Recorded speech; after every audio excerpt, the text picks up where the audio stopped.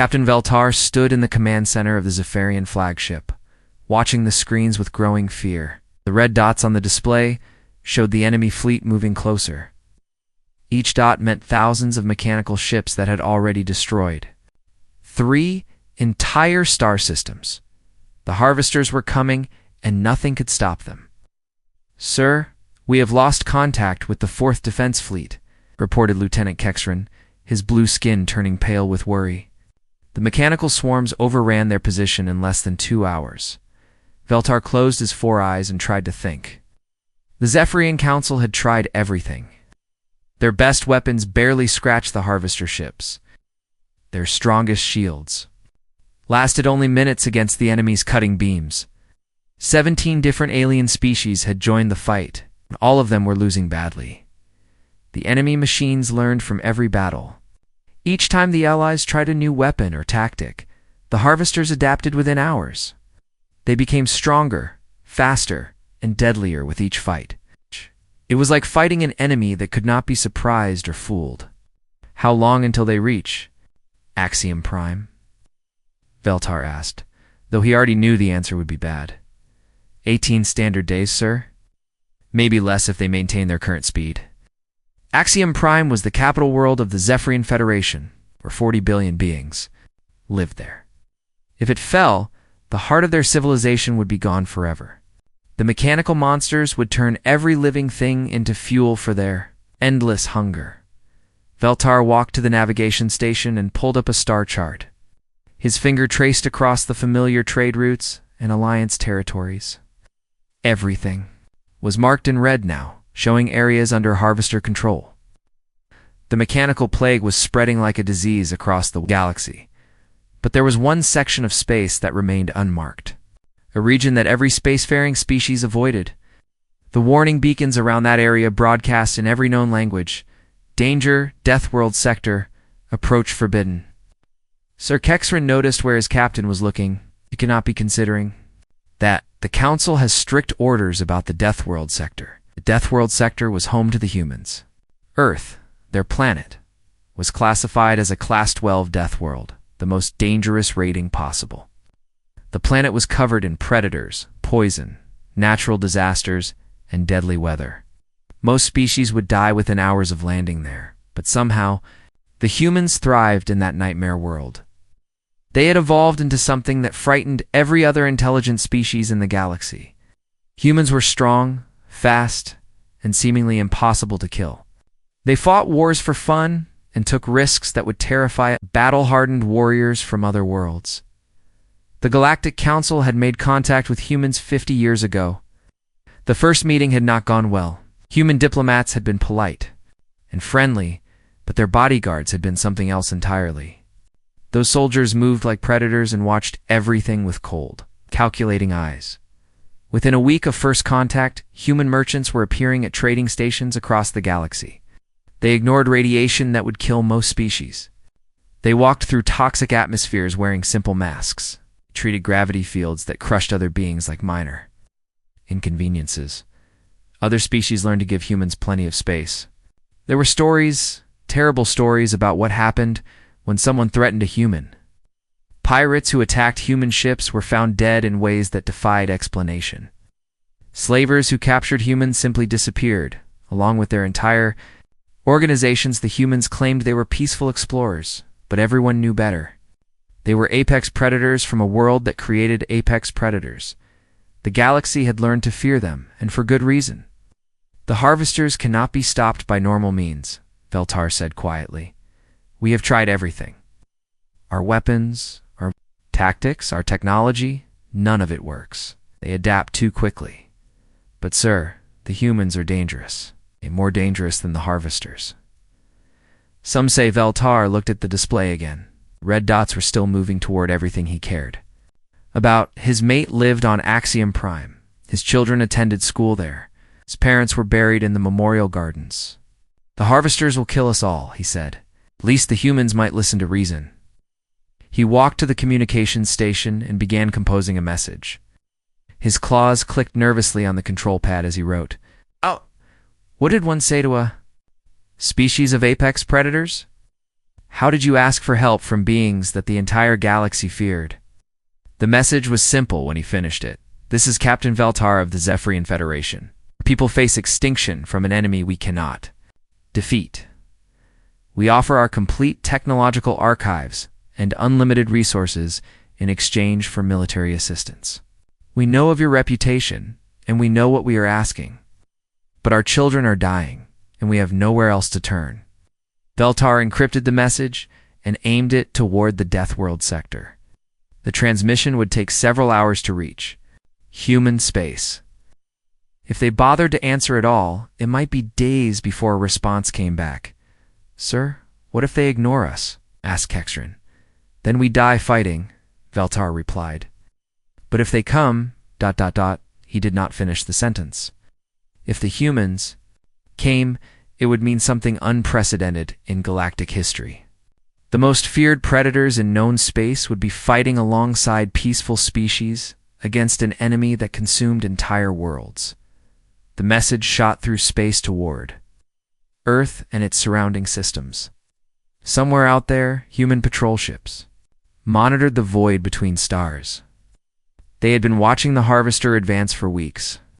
Analyzing the threat and calculating their own response, Admiral Jake Morrison received the transmission while his ship patrolled the outer edge of human territory. He was a veteran of the Kellish Wars and the Frontier Rebellions. He had seen enough combat to recognize desperation when he heard it. The alien captain was offering everything his people had in exchange for help. Morrison had read the intelligence.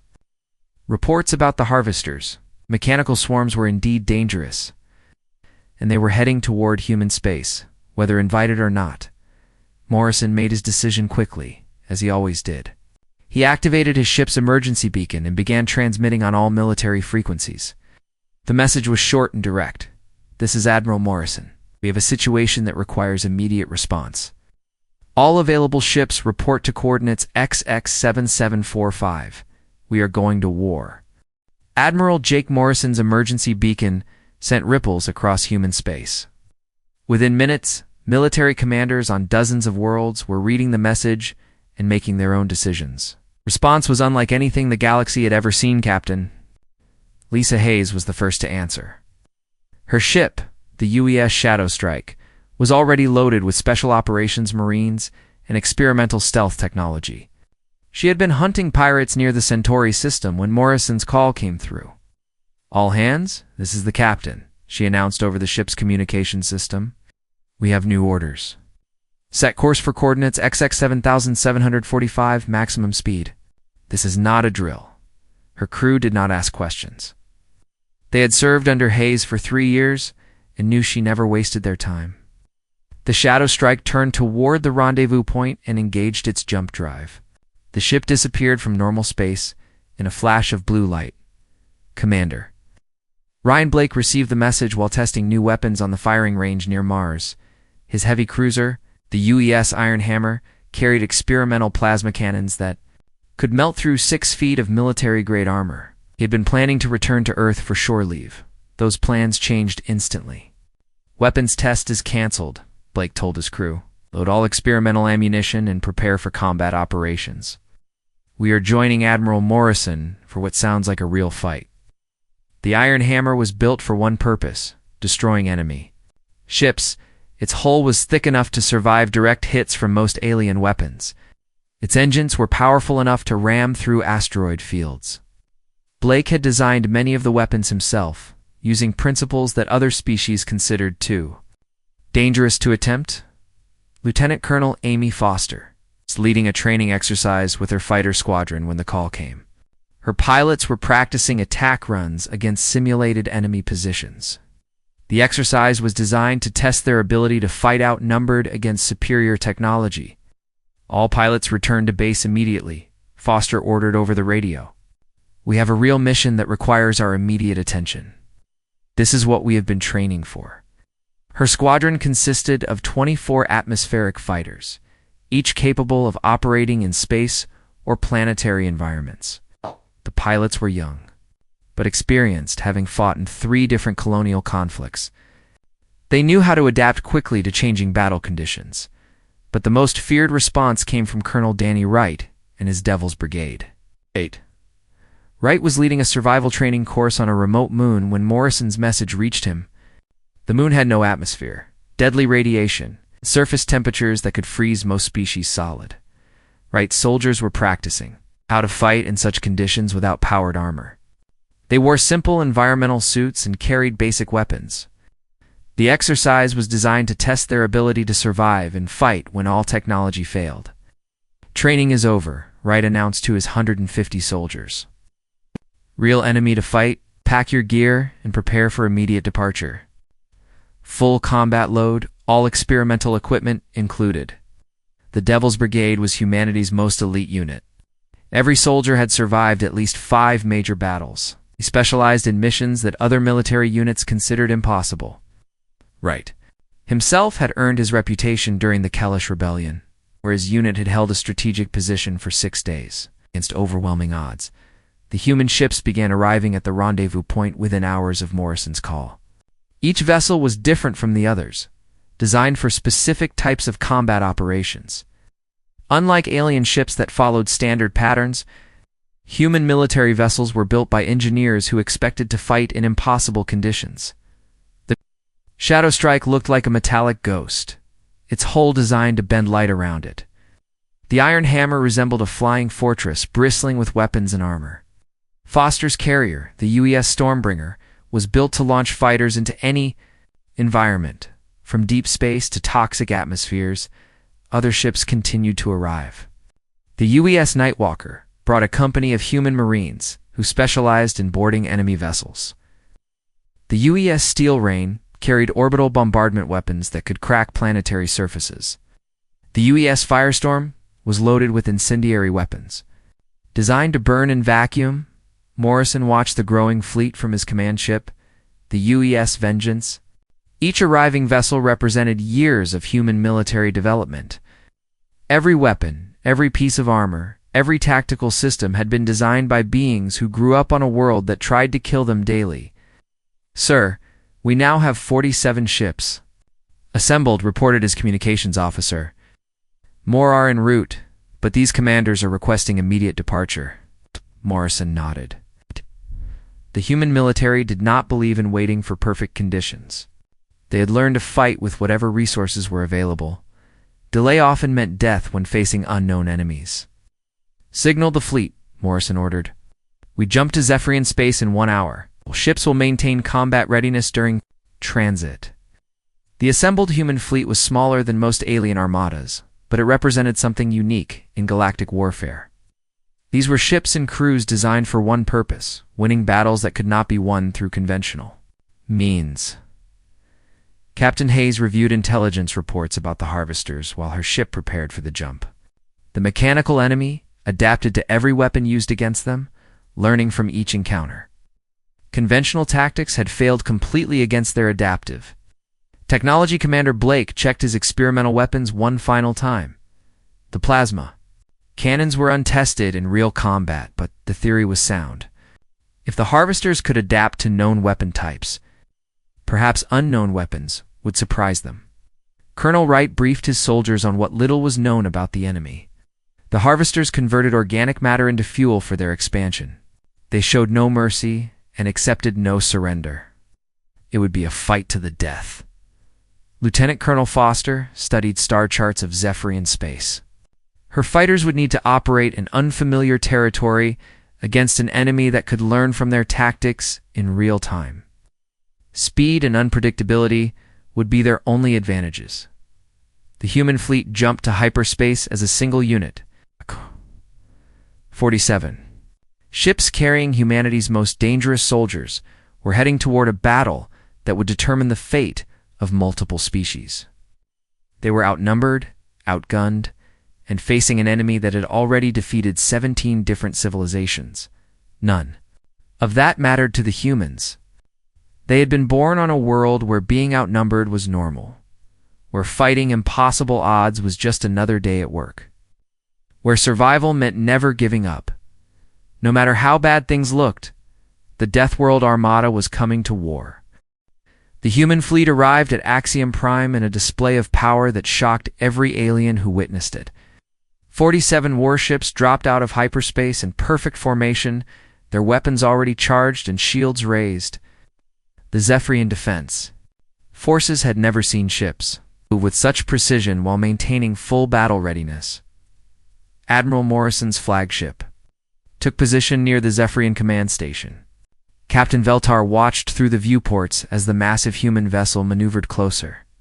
The ship was scarred from previous battles, its hull marked with symbols that meant nothing to alien eyes, but everything to human warriors. "They actually came," whispered Lieutenant Kexran, his voice filled with equal parts relief and terror. The first meeting between human and Zephyrian commanders took place aboard the alien flagship. Morrison arrived with only 2 bodyguards, both wearing simple uniforms that concealed advanced personal armor. The Admiral himself was a tall man with gray hair and cold blue eyes that seemed to catalog every detail of his surroundings. "Captain," Veltar Morrison said, extending his hand in the human gesture of greeting. "We received your message. Tell us about this enemy that has you so worried." Veltar led the humans to the command center, where displays showed the current tactical situation. Red markers indicated harvester positions across 3 star systems. Each marker represented thousands of mechanical ships that had already consumed entire worlds. "They call themselves the Harvesters," Veltar explained. "But our archives suggest they were once a species called the Vexi. They uploaded their minds into mechanical bodies thousands of years ago, seeking immortality." Morrison studied the Tactical displays with professional interest. His bodyguards positioned themselves where they could watch all entrances while appearing relaxed. Their casual alertness reminded Veltar that these humans were predators, even when trying to be friendly. "What makes them so dangerous?" Morrison asked. "They adapt," Veltar replied. "Every weapon we use against them, every tactic we employ, they learn from it within hours. Our plasma cannons were effective for exactly 1 battle. Our quantum torpedoes worked for 3 engagements. Now nothing we have can penetrate their defenses." Morrison nodded slowly. "Show me their attack patterns." The next several hours were spent reviewing battle footage from 17 different encounters. The humans watched silently as alien fleets were systematically destroyed by mechanical swarms that learned and adapted with each exchange of fire. What had started as evenly matched battles quickly became one-sided massacres. Captain Hayes arrived during the briefing, bringing intelligence specialists from her ship.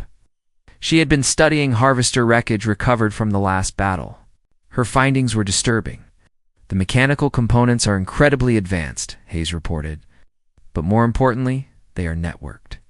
Each individual unit shares information with the entire swarm instantly. When one ship learns to defend against a weapon, they all learn simultaneously." Commander Blake joined the meeting with his engineering team.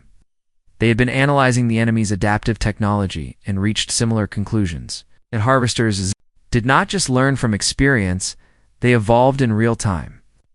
Their defensive systems rewrite themselves during combat, Blake explained.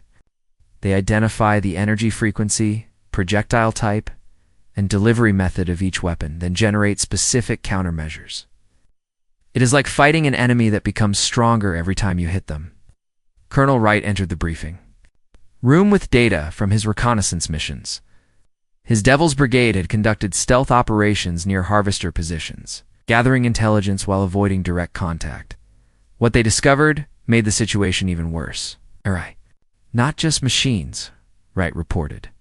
"The harvesters still retain memories and knowledge from the original Vexi species. They remember every civilization they have consumed, every technology they have encountered. This is why they adapt so quickly.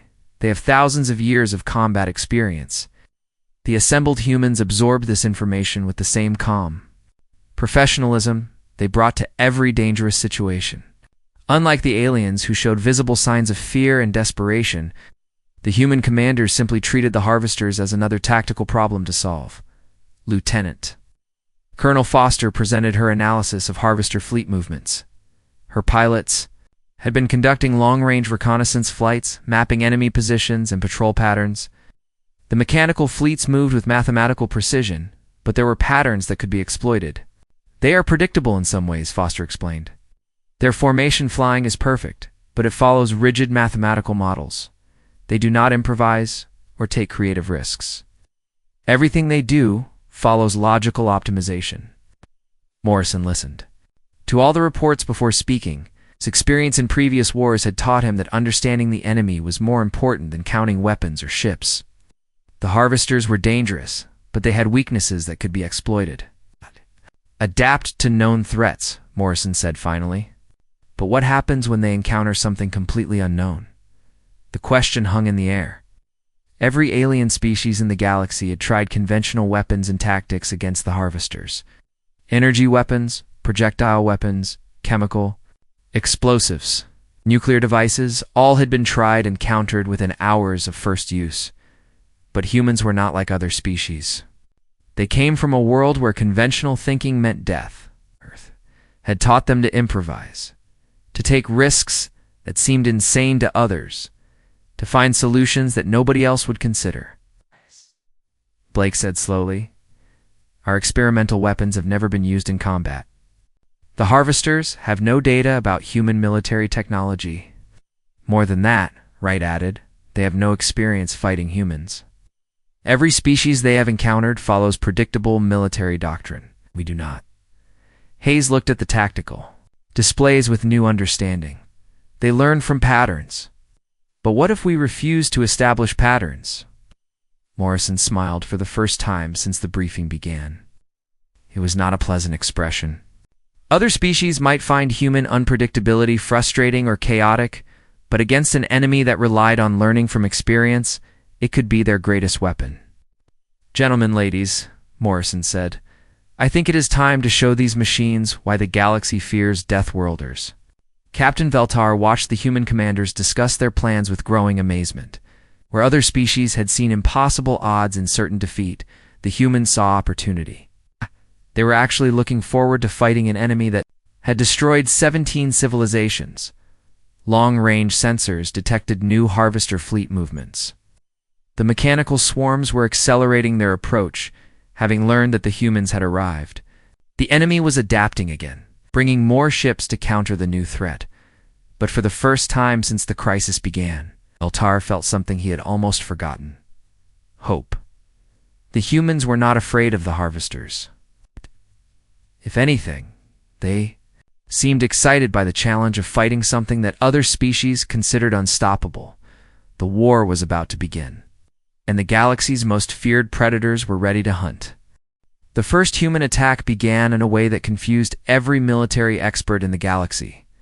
Instead of engaging the harvester fleet in space, Admiral Morrison ordered his ships to target a conquered world called Kepler-4 for to be. The planet had been completely mechanized, its surface covered with harvester factories and defensive installations. "Sir, the logical target is their main fleet," Captain Veltar said, watching the human battle plan with confusion. "Why attack a fortified world when you could engage their ships in open space?" Morrison looked at the alien captain with something resembling pity. Because every other species has fought them in space, they have adapted to every form of space combat. But they have never fought humans on the ground. Colonel Wright prepared his Devil's Brigade for something that had never been attempted: a ground assault on a harvester world. His soldiers wore powered armor that could protect them from the toxic atmosphere and crushing gravity that the machines had created. Each trooper carried weapons that predated humanity's space age alongside advanced energy rifles. Remember? Wright told his troops as they prepared to board assault shuttles.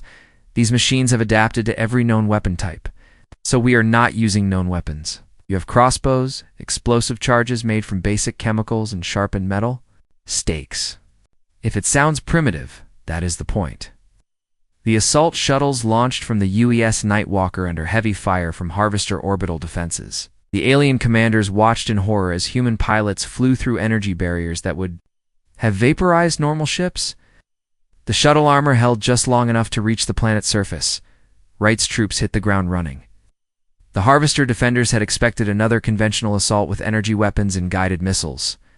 Instead, they faced soldiers using crossbow bolts, chemical explosives, and melee weapons that their adaptive systems had no experience countering. A Harvester warrior form approached Wright's position, its armor having adapted to deflect every energy weapon used against it in previous battles. Wright drew a simple steel knife and drove it between two armor plates. The machine collapsed, its systems unable to process how such a primitive weapon had penetrated its defenses. Target the factories, Wright ordered over his radio. Use the chemical charges, not the energy weapons. Make them adapt to things their databases have never seen. While Wright's ground assault created chaos on Kepler 4 for to be Lieutenant Colonel, Foster launched an attack that made veteran pilots question her sanity. Her fighter squadron engaged a Harvester patrol group using tactics that violated every principle of space combat. Foster's lead fighter screamed award, the largest Harvester ship at maximum acceleration. Her targeting computer had a clear lock on the enemy vessel, but instead of firing missiles, she maintained her collision course. The Harvester ship's defensive systems calculated her trajectory and determined she would impact their hull in 12 seconds. The mechanical minds could not understand why a pilot would waste her fighter in a ramming attack. Such tactics were inefficient and wasteful. Their databases contained no defensive protocols for deliberate collision attacks because no logical species would sacrifice valuable equipment for minimal damage. Foster ejected from her fighter at the last possible moment, her pilot's seat doubling as an escape pod. Her unmanned fighter crashed into the Harvester ship's main reactor, causing a chain reaction that destroyed 3 nearby vessels. The explosion looked like a waste of resources to alien observers, but Foster's remaining pilots understood the lesson. All units, execute Terran Doctrine 0, Foster ordered. Abandon predictable attack patterns. Use ramming speed, suicide, runs, and collision attacks. Make them adapt to insanity. Her pilots responded with enthusiasm that horrified their alien allies. Human fighters began diving into Harvester formations, using their superior armor and life support systems to survive. Impacts that would kill other species. Some pilots ejected at the last second, while others rode their fighters all the way to impact. The Harvester fleet found itself facing an enemy that fought like no other species in their extensive databases. The mechanical minds tried to adapt. 2 ramming attacks, but each human assault was different. Some fighters targeted engines, others aimed for weapons arrays. A few tried to penetrate enemy hulls to deliver boarding parties. Commander Blake joined the battle with weapons that made the Harvester adaptive systems overload, trying to counter them. His experimental plasma cannons fired projectiles that changed their energy frequency mid-flight. The enemy shields adapted to the initial frequency, only to fail when the projectiles shifted to completely different energy patterns. Fire all. Experimental rounds, Blake ordered his weapons crews. Do not give them time to analyze our attack patterns. The U.S. Iron Hammer unleashed a barrage of weapons that had never been tested in real combat. Quantum disruptors that phased between dimensions. Gravitational missiles that created miniature black holes, and energy weapons that fired backward through time. Each shot was unique, giving the Harvester systems nothing consistent to adapt. 2. Captain Hayes coordinated the overall battle from her stealth ship. Watching as human tactics created chaos in the enemy ranks, the Harvesters were designed to learn from combat experience, but humans were refusing to provide consistent experiences to learn from. Admiral Morrison, Hayes reported, the enemy is showing signs of system overload. Their adaptive networks are processing too many variables simultaneously. Morrison nodded from his command bridge. That is the point. Continue random attack patterns. Do not let them establish any defensive protocols. The battle for Kepler 442b became a lesson in human military philosophy. While other species tried to match the Harvesters with superior technology, humans attacked their fundamental weakness, the inability to adapt to completely irrational behavior. Wright's ground forces used Stone Age weapons alongside Space Age equipment. Foster's pilots treated their fighters like guided missiles. Blake's experimental weapons defied the basic laws of physics that the Harvester systems use for defensive calculations. But the real breakthrough came when the humans discovered something that shocked even them. The Harvester adaptive systems were beginning to shut down, rather than risk permanent damage from processing contradictory data. The machines were choosing to become vulnerable rather than face the possibility of system failure. Sir reported right from the planet's surface, the enemy ground units have stopped adapting. They are reverting to basic defensive protocols. Same situation in space, confirmed Foster. The harvester ships are using standard evasion patterns instead of adaptive responses. Morrison realized what was happening. The humans had done something that 17 previous civilizations had failed to accomplish. They had broken the harvester adaptive network through sheer unpredictability. All units maintain current attack patterns, Morrison ordered. Do not give them time to recover. Press the advantage while their systems are offline. The battle continued with renewed intensity as human forces exploited the enemy's temporary weakness. But even as they gained the upper hand, Morrison knew this was only the beginning. The main harvester fleet was still intact, and they would learn from this defeat. The machines would adapt to human unpredictability, just as they had adapted to everything else. But Morrison was counting on that. He had a plan for the next phase of the war, one that would use the enemy's adaptive nature. Against them, the Deathworlder Armada had drawn first blood, but the real war was just beginning. The final battle took place in the Nexus system, where the main harvester fleet had gathered for their assault on both Earth and the remaining Zephyrian worlds. Admiral Morrison looked at the tactical display and felt his stomach tighten.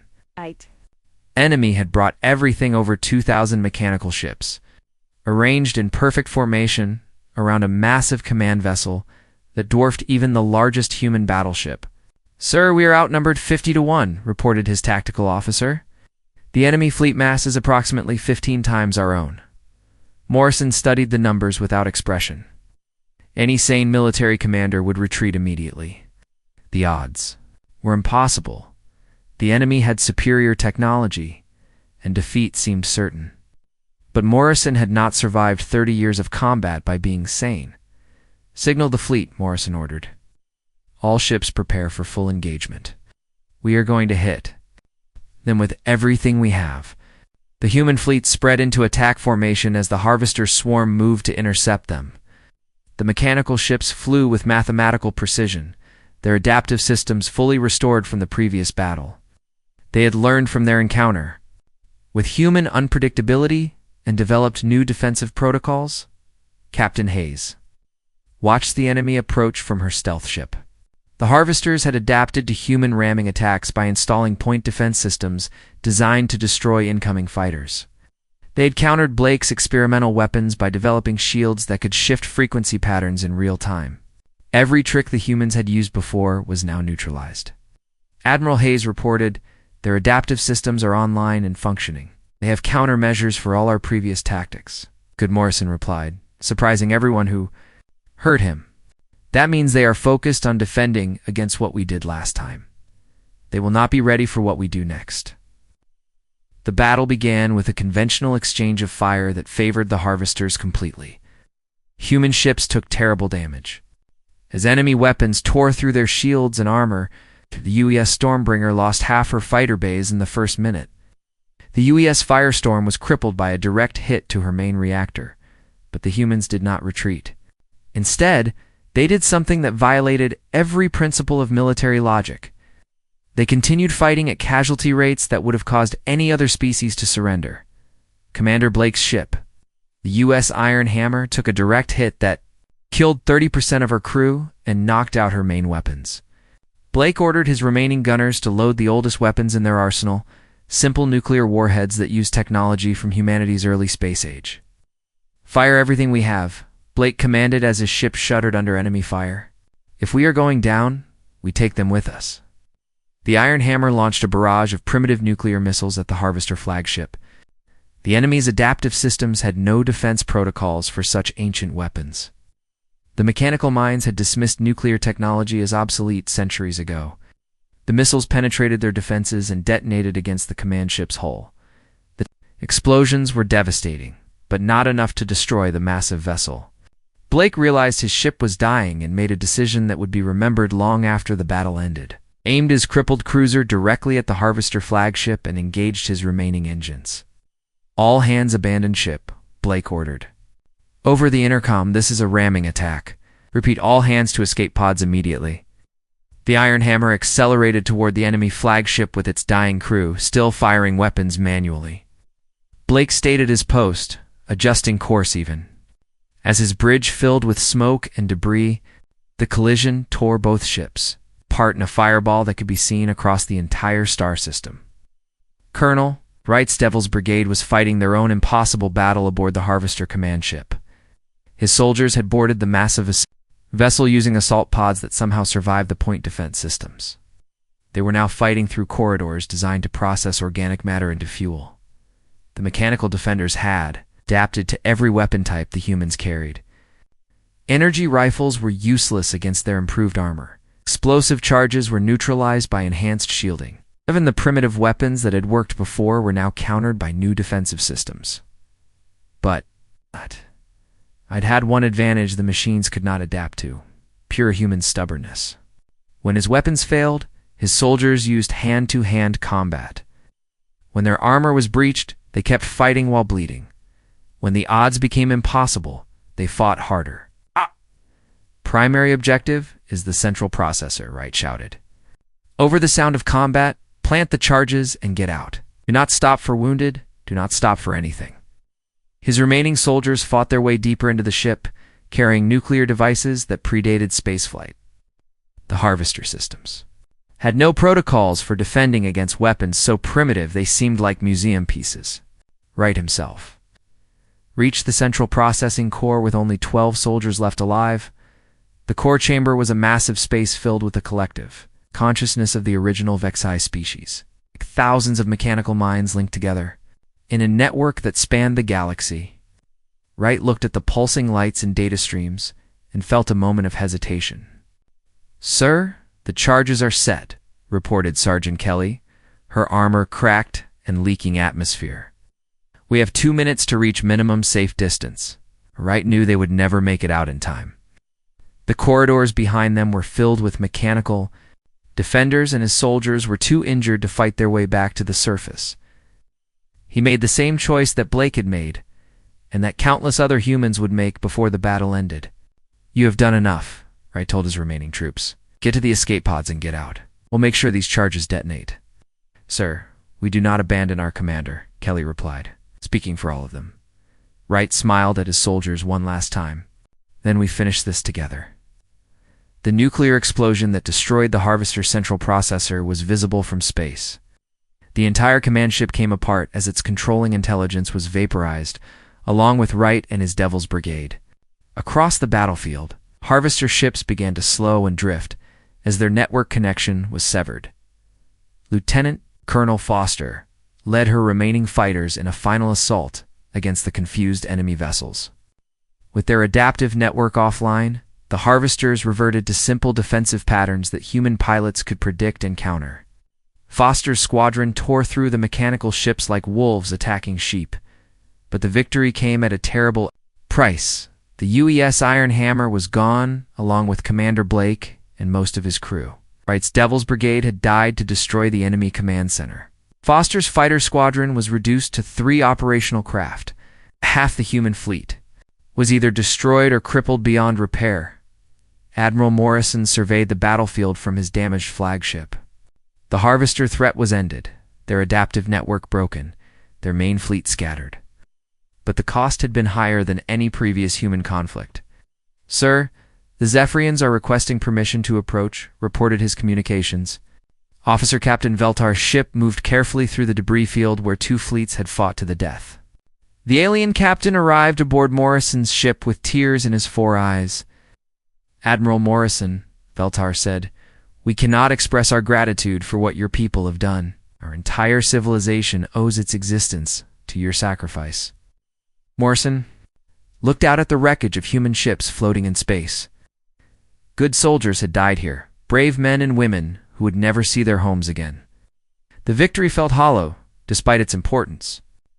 "The Zephyrian Council wishes to offer humanity a permanent place in our Galactic Federation," Veltar continued. "We would be honored to have you as our allies and protectors." Morrison was quiet for a long moment before responding. "We appreciate the offer, Captain."